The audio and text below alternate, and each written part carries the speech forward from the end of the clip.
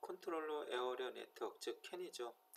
캔의 가장 독특한 특징은 에러를 처리하는 방식입니다.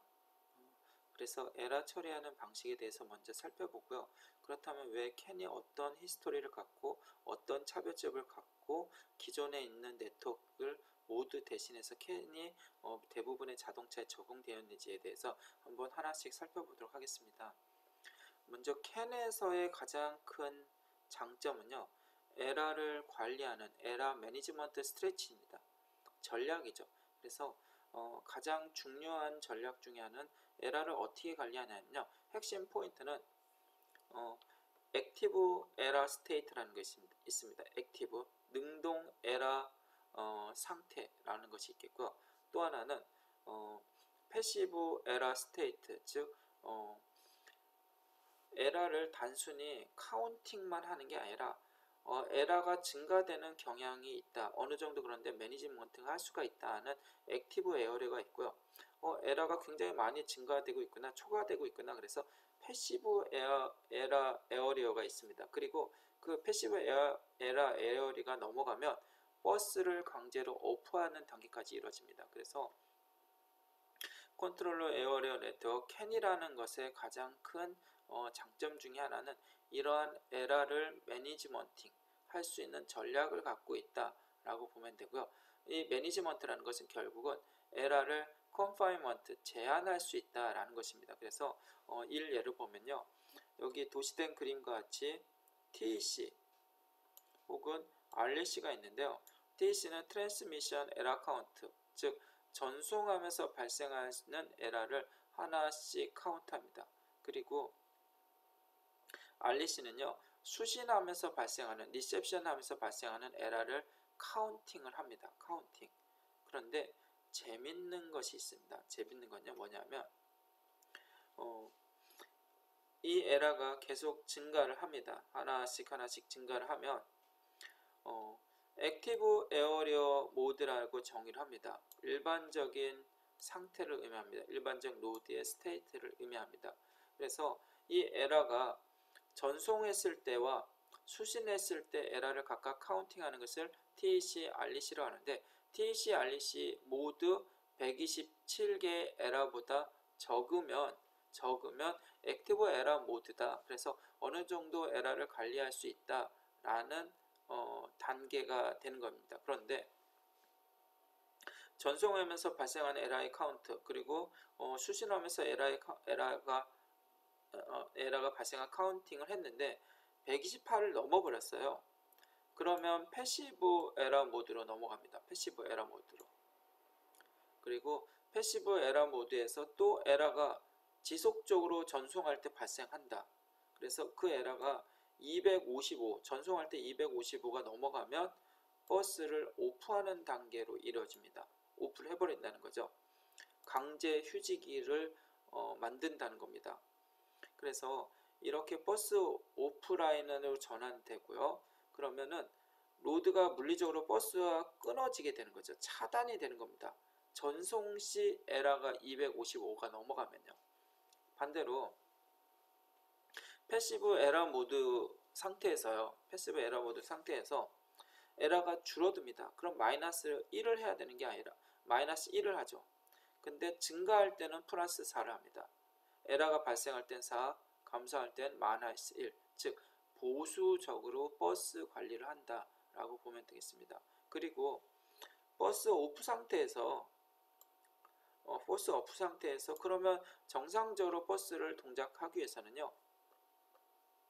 11개의 리세시브 비트를 전송해 줘야 됩니다. 11개라는 것은 리세시브라는 것은 열성 비트입니다.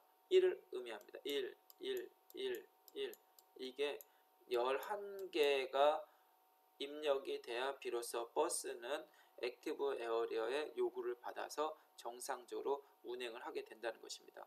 이러한 에러 컨파인먼트, 에러를 제한하는 폴트 컨파인먼트 스트레치가 캔버스의 가장 독특한 장점이다 라고 보면 되겠습니다. 우리가 캔에 대해서 본격적으로 학습하기에 앞서서 우선은 용어를 좀 알아둘 필요성이 있겠습니다.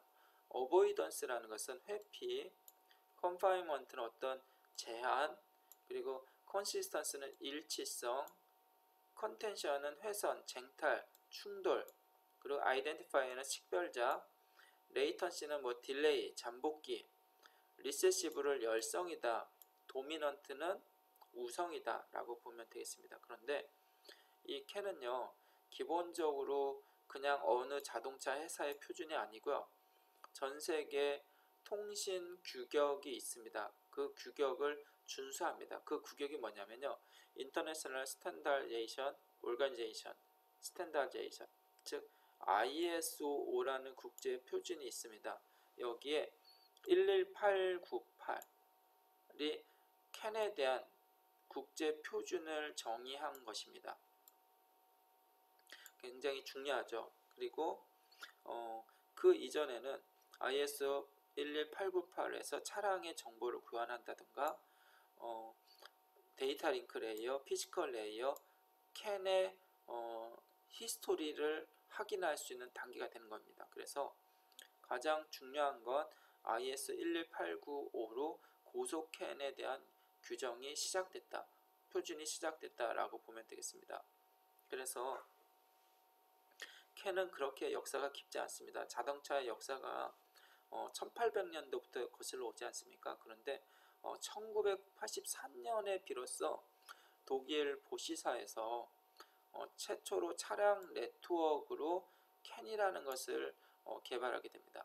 왜 개발했냐면요, 기존의 모든 전자장치, 전기장치에서는요 노이즈가 많이 발생합니다. 그리고 배선 문제도 나오고요. 그리고 통신을 하려면 별도로 와이어를 끊임없이 배선을 설치를 해야 되는 거예요. 그래서 배선의 무게, 비용, 공간 문제가 계속 발전이 되다 보니까 이렇게 해서는 안 되겠다. 그래서 비로소 캔 표준을 1985년도에 완성합니다. 표준이 완성됐다고 해서 적용되는 건 아니죠. 반도체 IC가 필요하겠죠. 그래서 인텔에서 실리콘을 제작하고요. 그리고 88년도에 파리시 526이라는 IC를 최초로 양산을 합니다. 양산을 한다고 해서 바로 차량에 적용할 수는 없지 않습니까? 어떤 안정성, 신뢰성이라는 단어 두 개가 성립해야 자동차에 적용되죠. 그래서 파리시 526이 양산이 됐지만 필립스에서 드디어 파리시 200이라는 최초의 캔 IC를 생산합니다. 그리고 그것이 자동차의 파워트레인 부분의 모델에 최초로 적용이 됩니다. 전세계 모든 차가 적용이 되는 건 아니겠죠. 샘플이겠죠. 그리고 ISO에서 이거를 ISO 898 규정으로 제정을 시킵니다. 그리고 거기에 따른 캐노피, 캔 오픈 디바이스 넷이라는 캔에 대한 프로토콜을 또 표준화합니다. 그리고 97년에는 바디 어플리케이션에 이 캔을 적용하게 되는 거죠. 즉 파워트레인에 먼저 적용이 되고요. 그리고 바디 부분, 즉 도어라든가 썬루프, 그리고 샤시 부분에 드디어 적용이 되기 시작합니다. 그래서 이러한 캔은 결국은 지금 보는 것 같이 어떤 ABS라든가 트랙션이라든가 기어박스, 엔진, 모든 자동차에 비로소 적용이 되게 되는 것입니다. 그런데 이게 실질적으로는요 2010년도 초반까지만 하더라도 모든 자동차에서 캔을 적용한 건 아닙니다. 그리고 캔을 적용하더라도 일부 부품에만 적용이 됐습니다. 일부 부품에만. 그런데 2015년쯤에 비로소 ADAS, 운전자 보조장치 ADAS가 활발하게 자동차 회사들의 편의장치로 보급되기 시작했습니다. 그러다 보니까 데이터를 전송하는 규격에 대한 표준을 적용을 해야 되겠다라는 자동차 회사들의 니즈가 나오기 시작한 겁니다. 그래서 실질적으로 캔은 2015년 전후로 해서 대부분의 자동차에서 적용이 시작되고 된다, 도입되고 시작하고 있다라고 보시면 되겠습니다. 그래서 최근까지도 캔이 도입되고 있는 시기다라고 이해하시면 되겠습니다. 그러면 캔에서 가장 중요한 장점은 에러 매니지먼트, 에러를 관리하는 특징이 굉장히 독특했다라고 설명드렸는데요. 그 외에 어떤 특징이 있는지 살펴보겠습니다. 캔에서는요, 캔은 당연히 시리얼 통신이겠죠. 차동 시그널로 구성되어 있습니다. 그러다 보니까 노이즈에 굉장히 강한 내성을 갖고 있습니다. 그리고 캔을 사용하는 모든 이슈, 노드는 같은 라인, 같은 통신 속도를 갖고 있습니다. 그리고 같은 라인에서 데이터를 보내거나 받게 됩니다. 그리고 이슈는 각각의 디바이스마다 캔 프로토콜을 적용합니다. 그래서 과거의 이슈는 마이크로 컨트롤러만 넣는데요. 최근에 모든 부품의 이슈들은, 즉 일렉트로닉 컨트롤 유닛을 이슈라 그러죠. 거기에 들어가는 마이크로 컨트롤러에는 캔 컨트롤러가 내장됐습니다. 캔 컨트롤러가 내장됐다는 것은 캔의 데이터 링크, 즉 캔의 데이터 포맷, 프레임을 분석하고 처리할 수 있는 컨트롤러가 실제 마이크로 컨트롤러에 이식되었다. 그래서 캔이 적용된 마이크로 컨트롤러가 대부분의 이슈에는 적용된다라고 보면 되겠습니다. 그리고 캔이 적용됐을 땐 이런 분산형 시스템이 이루어졌습니다. 그래서 와이어의 배선에도 굉장히 심플해졌고요. 그런데 그 이전에는 이슈가 있으면 이 이슈의 데이터를 주고받을 때는 어떤 디바이스마다 별도의 와이어들을 이렇게 설치를 했었어야 돼요. 만약에 새로운 디바이스가 있으면 또 이슈에 이렇게 와이어를 연결을 해야 되는 불편함이 있었습니다. 그러니까 이 배선의 문제가 굉장히 큰 골치가 아팠습니다. 그리고 에이다스 카메라가 나오다 보니까 데이터 용량도 늘어나고, 그래서 캔을 어쩔 수 없이 적용할 수밖에 없다. 그리고 그동안 캔이라는 것이 안정화되고 신뢰성이 계속 증가가 됐기 때문에 쉽게 적용할 수 있는 그런 케이스가 됐던 것입니다. 그래서 잠깐 비교를 해드릴게요. 이거는 2008년에 현대자동차에 적용한 헤드업 디스플레이거든요. 근데 이 헤드업 디스플레이를 자동차에 이렇게 적용하기 위해서는 이런 인포메이션들, 속도라든가 워닝이라든가 뭐 간단한 미니맵 같은 것들을 자동차의 ECU로부터 데이터를 받아왔어야 됩니다. 그런데 2008년만 하더라도 캔 통신이 현대자동차에선 적용이 안 됐습니다. 그러다 보니까 어떤 헤드업 디스플레이에 영상을 디스플레이하는 이런 하드웨어가 필요했고요. 이건 당연히 있어야 되겠죠. 헤드업 디스플레이 용이니까요. 그런데 그거 외에 클러스터에 있는 데이터를 받아오기 위해서 클러스터 전용 보드를 또 이렇게 만들었습니다. 와이어도 이렇게 존재를 해야 되고요. 그리고 클러스터 보드에 있는 데이터를 받아와서 그 데이터를 시리얼 통신으로 다른 헤드업 디스플레이 컨트롤러 전송해주는 그런 복잡성을 띄웠습니다. 2010년에만 하더라도요. 캔이 있었으면 굉장히 심플했겠죠. 차동 시그널 2개만 있으면 되니까요. 그리고 별도의 보드, 인터페이스 보드가 불필요했다는 거죠. 그래서 정리하면 어떤 헤드업 디스플레이가 존재하면 그 헤드업 디스플레이 보드에는 클러스터 보드가 존재하고요. 그리고 인스트럭 판넬에서 데이터를 받아와야 되는 그런 단계가 있어야 됐다. 그런데 이러한 것들이 한순간에 해결이 되는 거죠. 캔으로 인해서. 그래서 과거에는 이러한 복잡성을 갖고 있었습니다. 예를 들면요. 인스트럭 판넬, 우리 계기판이죠. 계기판에 보면 앰비니언트 센서, 인젝션 센서, 시그널 스피드, 템퍼러처, 연료, PNRD, 파킹, 주행, 후진, 중립, 레프트 시그널, 라이트 시그널, 그리고 펜 속도, 공기압, 이러한 데이터들을 인스트럭 판넬 CPU에서 전송을 해줘야 됐었습니다. 근데 전송을 해줘야 되는데 헤로드를 보면요, 이 인스트럭 판넬 이슈 마이콤에서 어떤 데이터를 전송하기 위해서는 이런 단자들을 일일이 만들었습니다. 일일이 만들었고요. 이 단자들의 데이터를 별도로 와이어링을 해서 헤드업 디스플레이에 연결하는 그런 굉장히 불편한 과정들을 겪었었습니다. 그래서 이러한 불필요한 시스템에서 비로소 지금은 분산형 깔끔한 차동 시그널 그죠? 두 핀이죠. 물론 전송 케이블은 더 강화시켜야 되겠죠. 노이즈의 강점을 갖기 위해서. 그렇게 개선이 되었다라고 보시면 되겠습니다. 그래서 캔 분산형이라는 것은 실제 고속 캔, 즉 전송 속도를 비트레이트를 좀 높은 캔 영역과 좀 저속으로 데이터를 전송해도 되는 비트레이트 작은 캔으로 나눠집니다.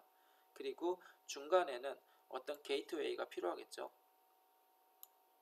그리고 고속에는 엔진이라든가 안티락 브레이크 시스템, 그리고 트랜스미션, 그리고 액티브 서스펜션 부분이 고속으로 데이터를 전송할 필요성이 있겠고요. 라이트, 에어 컨디셔널, 파워락, 에어백, 파워 인도우, 파워 시트 이런 거는 속도가 그렇게 빠르지 않아도 됐었습니다.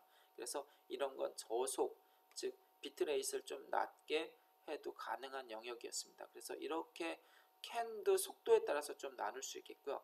그런데 지금은 이런 게이트웨이 자체도 좀 거추장스럽게 됩니다. 그래서 하나의 캠퍼스를 많이 사용하는 경향입니다. 그래서 이러한 것을 좀 정리해 보겠습니다. 우리가 히스토리도 좀 살펴봤고요.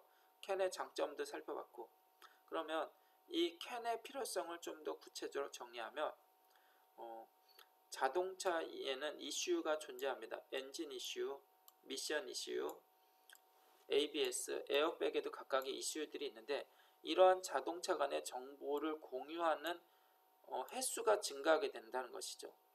ADAS라는 운전자 보조 장치가 나오면서 그랬고요. 그리고 지금은 더 빈번하겠죠. 어떤 빈번? 자율주행이라는 게 나오기 시작했죠.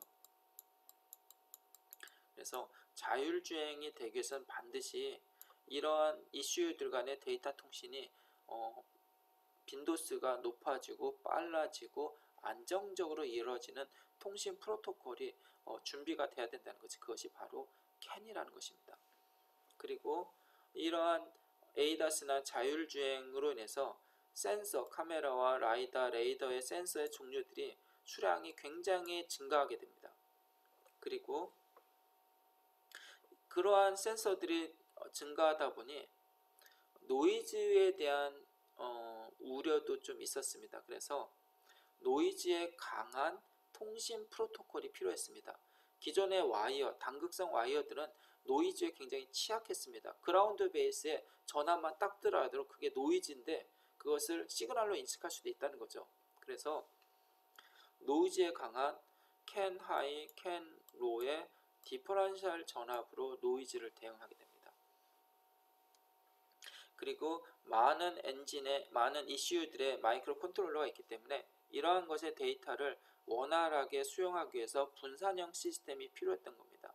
그래서 개발됐던 캔이 비로소 활성화되고 보급화되고 증가 추세에 있는 것입니다.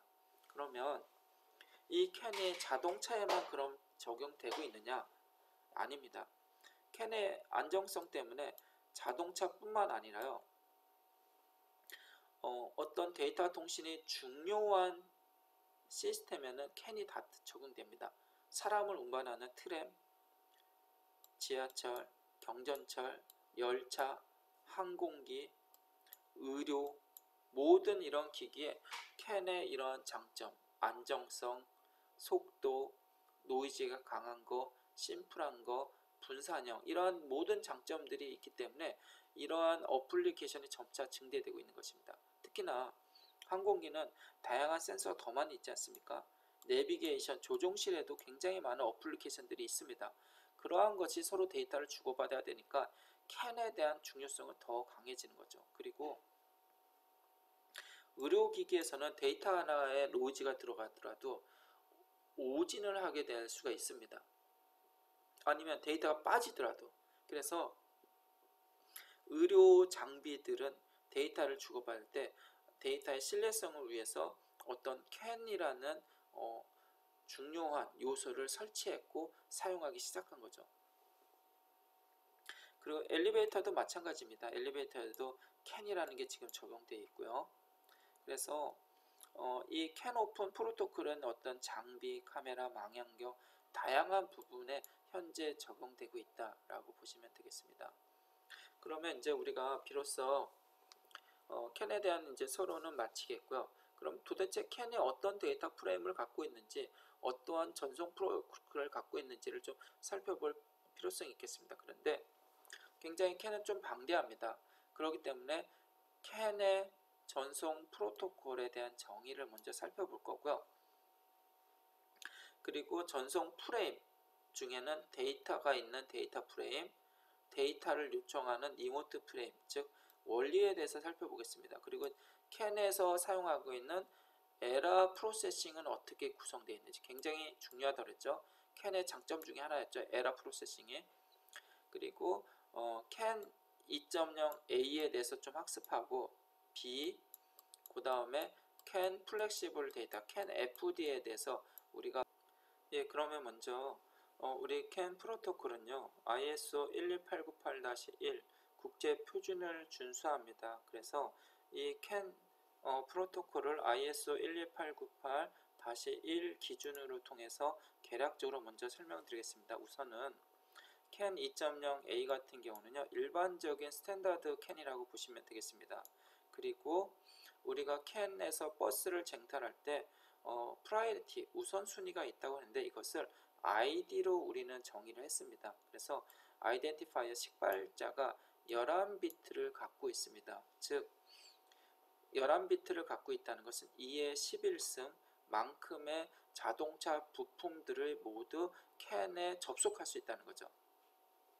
그리고 2.0B 같은 경우는요 ID를 29개까지 확장했습니다. 29비트 즉 2의 29승만큼의 부품 수를 자동차에 적용할 수가 있는 것입니다. 각각의 ID를 입력했고요. 그죠? 이러한 측면이라는 것은 결국은 캔버스에 엄청 많은 부품을 연결할 수 있다. 즉 부품을 좀 더 정확히 말하면 캔 컨트롤러가 내장된 ECU를 연결할 수 있는 장점이 있다라고 보시면 되겠습니다. 그러면 캔버스의 이제 프로토콜 구조에 대한 속성을 좀 살펴보면요. 먼저 메시지는요. 하이어라키 체계를 갖고 있습니다. 위계 질서를 갖고 있는 거예요. 메시지 자체가 뭔가 계열이 있다, 위계가 있다라고 보시면 되겠고요. 그리고 캔에 대해서 레이턴시를 보장합니다. 잠복기를 보장할 수 있습니다. 그래서 이 잠복기 자체를 딜레이 타임이라고 하고요. 그 딜레이 타임을 나중에 타임 퀀텀 측면에서 우리가 시간을 제한하고 확인할 수 있는 방법으로 바꿔놨습니다. 그래서 그러한 것 좀 확인해 보시고요.